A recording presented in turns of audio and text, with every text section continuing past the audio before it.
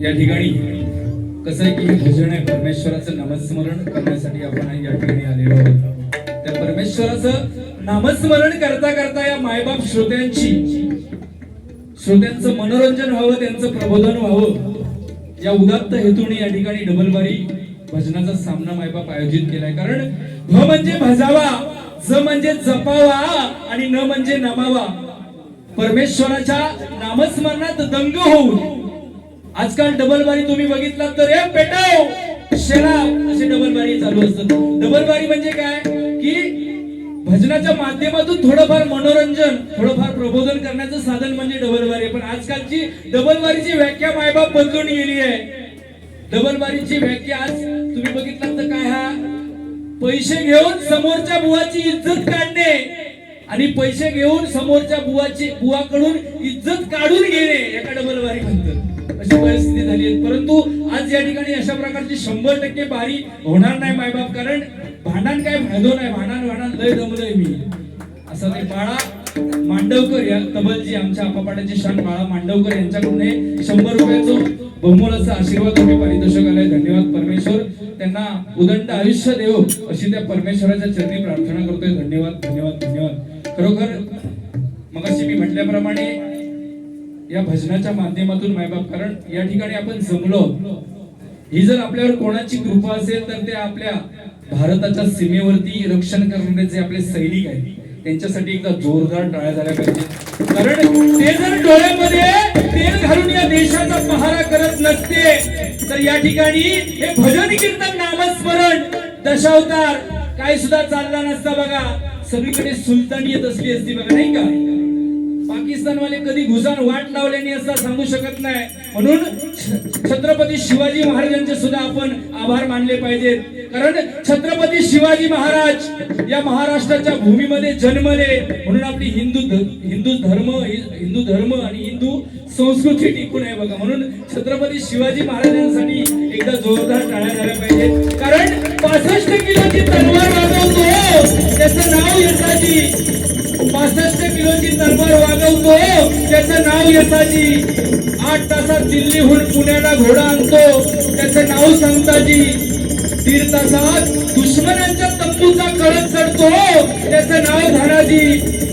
आधी लग्न कोंढाण्याचं मन माझ्या रायबाचं असं म्हणून कोंढाणा जिंकण्यासाठी हात तुटला तरी लढत राहतो त्याचं नाव तानाजी.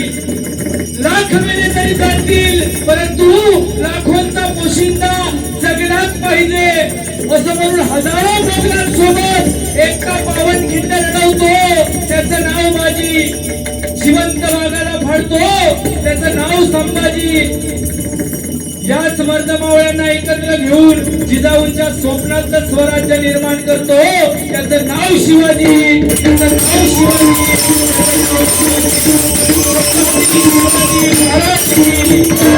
छत्रपती शिवाजी महाराज की ताकद छत्रपती शिवाजी महाराजांची नाही काय. छत्रपती शिवाजी महाराजांचं नाव घेता क्षणी मराठी माणसांच्या अंगात मुठभर मात चढता, हत्तीचा बळ येता नाही का.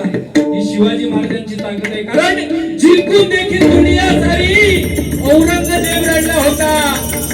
जिंकून देखील दुनिया सारी औरंगजेब रडला होता. कारण हातामध्ये तलवार घेऊन माझा शिवबा त्याला रडला होता. जिंकून देखील मुंबई सारी दाऊद इब्राहिम रडला होता. जिंकून देखील मुंबई सारी दाऊद इब्राहिम रडला होता. कारण हातामध्ये बंदूक घेऊन माझा मण्या सुर्वे त्याला रडला होता. जिंकून देखील सीएसटी स्टेशन सारं अजमल कसा रडला होता. कारण हातामध्ये दांडका घेऊन माझा तुकाराम त्याला रडला होता. रडणारी औलाद नाही का मराठ्यांची औलाद. कारण ही ताकद, ही शक्ती आपल्याला जर कुठून येत असेल, आपलं स्फूर्तिस्थान जर कोण असेल तर ते छत्रपती शिवाजी महाराज आहेत बघा. त्यांच्यासाठी एकदा जोरदार टाळ्या. आणि तदनंतर जर आभार कोणाचे मानायचे असतील तर त्या शेतकऱ्याचे मानले पाहिजेत. कारण तो शेतकरी राजा शेतात राबतोय, रक्ताचं पाणी करतोय म्हणून आपल्या अन्न भेटता, पोटभर जेवतो आणि आपण गप झोपतो. परंतु आपले नेते भाषणात उभे राहिले तर कधी सैनिकांचे आभार मानताना तुम्ही ऐकलात शेतकऱ्यांचे मानतं ऐकला. आता इटमना केल्याने आमच्या जीवाची देवा शपथ सांगतो. 3 दिवस झाले धंदो बंद. काय खाणार किती आहे विचारलाच नाही किती म्हणून. तुमका काय पडला तुम्ही आपली कामा करता. हो ते मुख्यमंत्री साहेबांकडे येऊचे सगळे रस्ते अगदी धुवून काढतं. आपापाड्यावाले ट्रॅफिक मध्ये एवढे दिवस मरतं त्याच्या मागे कोण धावला नाही कधी. परंतु ही बघा ही शोकांती काय माहिती हे आपले राजकारणी कोण नाही कोणचा टाळा भात आमचा सगळा. नवदुर्गा प्रसादी महिला भजन मंडळ सौभाग्यवती सीता सुरेश घाडीगावकर, तबलावादक पखवाज वादक आमचे मित्र लक्ष्मण घाडीगावकर यांच्याकडून हे 200 रुपयाचं बहुमान असं पारितोषिक आलंय. आमच्या गण्यासाठी एकदा जोरदार टाळ्या झाल्या पाहिजे. कारण मालाड मधला खरा भजनी कलाकार जर कोण असेल म्हणजे त्याला सगळ्यांची आवड. आता त्या काही तबला वाजून बसलच तरी वाजूची ताकद, एखादं डायलॉग म्हणून सांगलास तरी ताकद त्याची. म्हणजे पोरगोच लय हुशार. आता त्याच्या बड्डे बारी ठेवलं ना माका नाही सांगला असं ते. बरोबर परमेश्वर तुला उदंड आयुष्य देव अशी त्या परमेश्वराच्या चरणी प्रार्थना करतोय. धन्यवाद धन्यवाद आणि उपस्थित करतोय.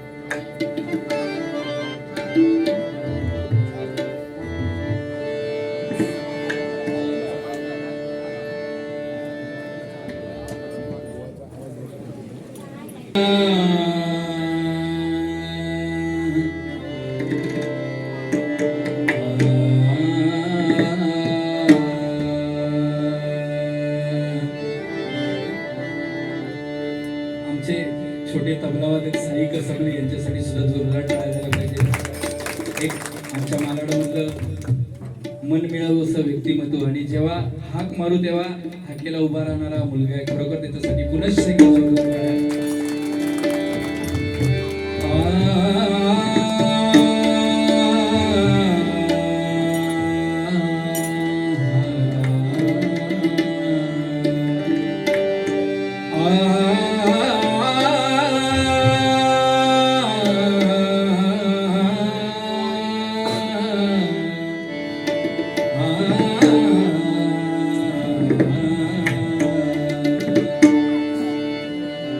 गणपती बाप्पा